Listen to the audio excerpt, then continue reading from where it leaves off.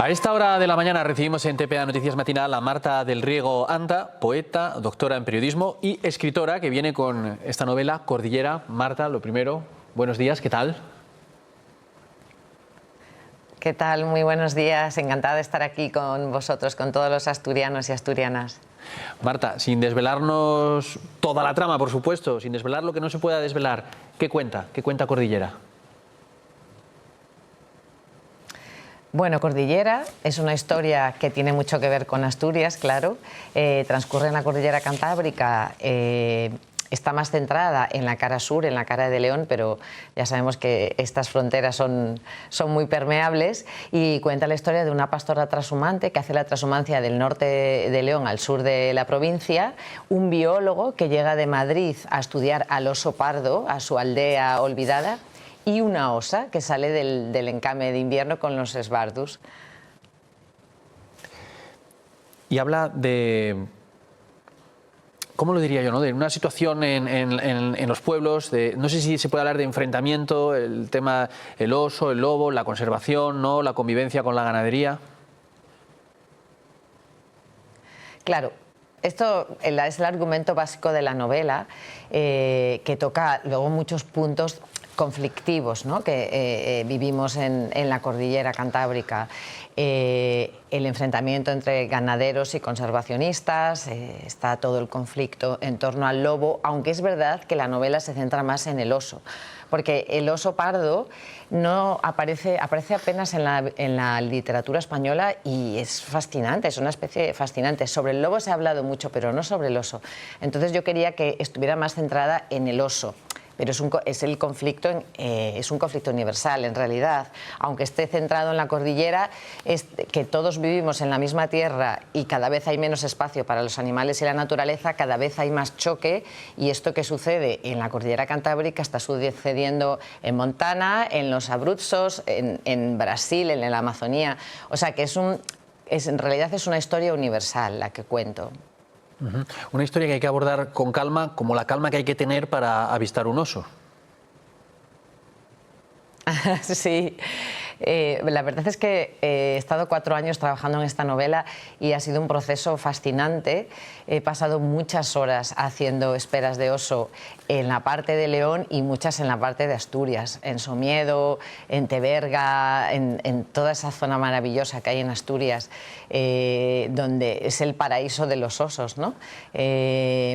Viéndolos pues con prismáticos, con un telescopio desde muy lejos para no molestar a las osas, que es el momento mágico en el que salen del encame de invierno, cuando han tenido a sus crías, y les enseñan a las crías a caminar, a tomar los senderos difíciles, y las crías pues se comportan como las crías de todos los animales, ¿no? O sea, pues rebotan, tropiezan, se caen, y como las crías de los humanos también. Tienen una cosa muy humana los osos. Bueno, que nadie espere que esto sea un libro científico, aquí hay mucha historia. Yo no sé si lo podemos catalogar también como un thriller. Aquí hay peligro, silencio, muerte. Exactamente. Al fin y al cabo yo soy una escritora, no soy una científica.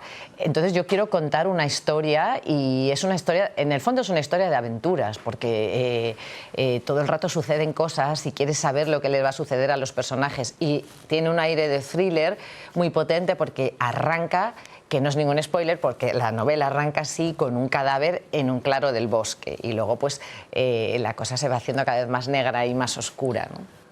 También hay una historia de amor, un amor imposible. Hay un amor imposible. Hay varios amores, digamos, ¿no? Y también hay violencia entreverada, ¿no? Yo pienso que la violencia es un poco a veces es la otra cara del amor. Entonces, hay momentos en los que por el supuesto amor se llega a la violencia, y eso también está en la novela, sí, exactamente. ¿Cuántas veces le han dicho que la novela recuerda un poco a la película Asbestas? Bueno, sí que me lo han dicho.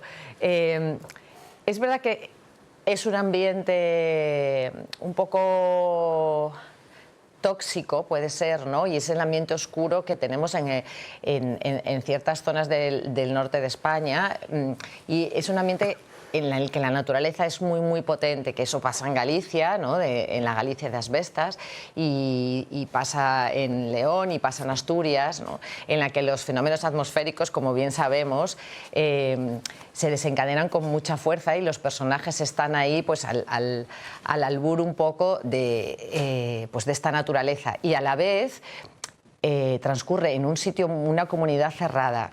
Entonces, es verdad que en una aldea, en una montaña, hay muchas normas no escritas y cuando llega alguien de fuera, esto que llamamos forastero, es una palabra que mi abuela leonesa siempre decía forastero, que me encanta esa palabra, ese forastero no sabe cómo funciona esa comunidad.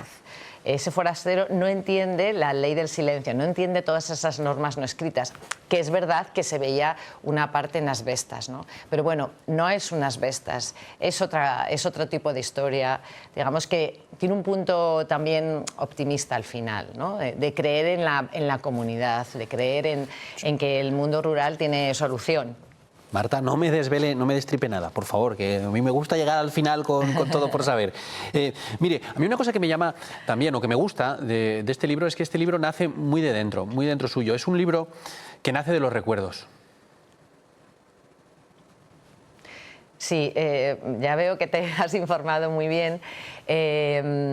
Sí, porque yo soy de La Bañeza, que todos los asturianos conocen esa zona porque ya sabemos que los asturianos van a secarse a León y yo soy de La Bañeza y mi padre es de un pueblo incluso más pequeñito, una aldea pequeñina que está en el páramo y ahí tenía una majada de ovejas. Entonces yo pasé muchas tardes en la infancia y adolescencia en esa majada. Y toda esa parte sensual de los olores, el olor a estiércol, a heno, a leche recién ordeñada, los sonidos de las ovejas, de los cencerros, lo tengo interiorizado. Y aunque después me fui a Madrid, me fui a Londres, me fui a Berlín, no sabía que tenía eso tan dentro. Entonces esta novela me salió como un poco de dentro, exactamente como has dicho, ¿no? De las ganas de contar algo que conozco bien, aunque no conozco la parte de la trashumancia, porque nosotros no éramos trashumantes, pero mi padre nos llevaba siempre al norte de León, a Bavia, a San Emiliano, a Villamanín, a por mastines leoneses, a por ovejas, a la Feria del Pastor de Barrios de Luna. Entonces esa parte la tengo muy, muy dentro, sí señor. Y la pasión de contar historias es lo que le ha llevado a escribir este libro también, ¿no? Una pasión un poco heredada.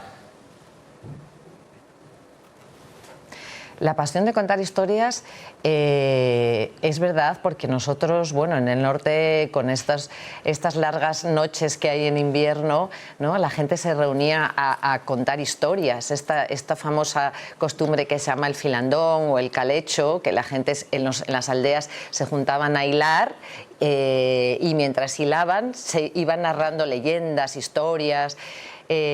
Digamos que mis abuelos eran así, mi tía era así, me contaba todas las historias desde que le contaban a ella sus abuelos y sus bisabuelos, ¿no? Entonces es verdad que de niña yo escuchaba, me gustaba muchísimo escuchar, o cuando mi padre me llevaba a dar una vuelta por el campo y nos parábamos a hablar con los labradores y hablaban, ¿qué tal viene, que cómo viene el río, que si llovió, que si no llovió? Yo estaba ahí siempre escuchando, entonces creo que de tantas horas que he pasado escuchando esas conversaciones, ahora tengo ganas de contarlas, ¿no? Y de contar estas historias. Y también me viene del periodismo, porque yo soy periodista y creo que me hice periodista precisamente para contar historias.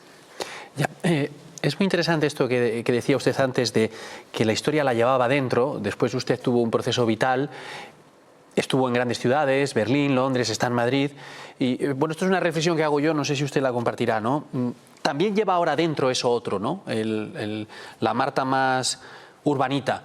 Esto también se traduce o se representa en el libro. Hay ahí no digo un enfrentamiento, sino, no sé si un choque, una convivencia entre lo rural y lo urbanita. Sí. Desde luego, esa es una parte vital de la novela. Además, yo ahora tengo una vida muy peculiar, que voy mucho a mi pueblo, a La Bañeza, pero también voy mucho a Asturias, porque tenemos una casina en Riosa, y en una aldea que son 8 casas exactamente.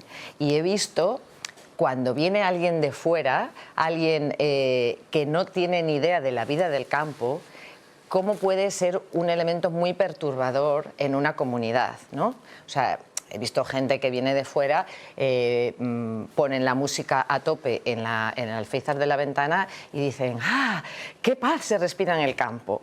Es que eso lo he visto, y he visto que protestan porque las vacas dejan cagajones en las calles. Entonces, yo creo que si vas a una comunidad rural, tienes que aprender de ellos, ¿no? Y tienes que adaptarte a ellos, no que ellos se adapten a ti con tu vida de ciudad, ¿no? Entonces, esto también está en la novela. El biólogo que va de Madrid, no digo que no es ningún dominguero, ni muchísimo menos, ¿eh? O sea, él quiere salvar a los osos, quiere proteger a la naturaleza, pero le cuesta mucho entender cómo funciona el mundo rural. Le cuesta entenderlo, porque son tradiciones de siglos de cómo funciona el mundo ganadero. Entonces yo me quería meter en la cabeza de una ganadera y en la cabeza de alguien que viene de fuera y no lo entiende. Pero también para que el lector y la lectora se metan en las dos partes. O sea, es una novela que también está, por supuesto, está escrita para la gente de la ciudad, ¿no? Para que vean también todos los puntos de vista. Y para que la gente sepa que Marta del Rigoanta es de La Bañeza a La Bañeza, ¿es cierto que usted es capaz de recitar el nombre de los 11 pueblos sumergidos bajo las aguas del embalse de Caldas de Luna? De Barrios de Luna. De Barrios de Luna, sí. Bueno, ahora mismo de memoria no me lo sé. Pero es verdad que con el embalse de Barrios de Luna, que todos los asturianos conocen muy bien, porque cuando tienen que ir a León o cuando tienen que ir a Madrid tienen que cruzar la autopista, dicho sea de paso, a ver si algún día nos quitan el peaje, esto es una gran reivindicación. No sé, todo el mundo dice qué precioso, ¿no? Qué maravilla estas aguas, estas montañas que se reflejan en el agua. Pero resulta que esas aguas tienen una parte oscura, porque debajo hay 11 pueblos sumergidos. Y me parecía como muy bonito hacer un homenaje a todos esos pueblos y a sus nombres maravillosos, como Láncara de Luna, por ejemplo, que ya no van a sonar nunca más, ¿no? Que ya han desaparecido y que solo quedan en la memoria de gente que se está muriendo o de mi novela, por ejemplo, ¿no? Y si todavía queda alguien que no está convencido de leer Cordillera, otra semejanza, otra cercanía con Asturias, hablamos del oso, pero también hay otro conflicto latente en esta novela más social, como por ejemplo el cierre de las minas. Sí. La novela refleja muy bien todo este ambiente. No es que yo dé lecciones de nada. Quiero decir que está ahí, ¿no? Los asturianos lo saben, los leoneses lo saben. O sea, el mundo rural tan despoblado, pues es un campo para explotación de las grandes empresas. Entonces, en su momento se abrieron todas esas minas. Pues donde tenemos ahora la casa en Riosa, pues están las minas de Riosa. Allí cada vez que paso hay un montón de minas abandonadas. En León hay un montón de minas abandonadas. Cuando se cerraron las minas, se dejaron allí y quedaron esos agujeros vacíos y estructuras metálicas que parece que están como desamparadas. Entonces toda la cordillera está horadada de esos agujeros.